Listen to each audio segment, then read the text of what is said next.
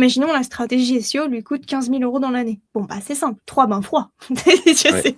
Voilà, dans ce cas-là, on peut réfléchir comme ça et je trouve pas ça dérangeant, c'est même encourageant de se dire: «Ah, mais en fait, j'ai que 3 bains froids à vendre pour rentabiliser ma stratégie et cet investissement, OK, c'est cool, ça paraît moins gros tout à coup». Mmh.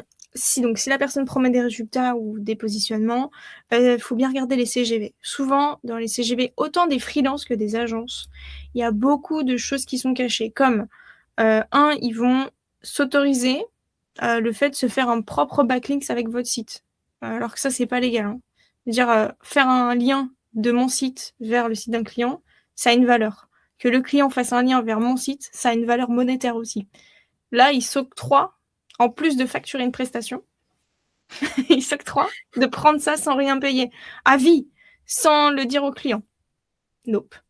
Non, non, non. Ça, c'est vrai et ça se fait beaucoup dans les agences de création de sites. Ouais. Souvent dans les footers, réalisés par pouf, il y a un petit backlink bizarrement, tu vois? OK, mais ça, donc en général, 90 du temps, le client ne sait pas ce que ça fait, ne connaît pas la valeur et ne sait même pas que c'est là. Très dangereux. Il y a aussi beaucoup de tacites reconductions qui sont cachées dans les contrats. Mmh. Alors que, majorité du temps, une prestation SEO d'un -1 à -2, on fait pas la même.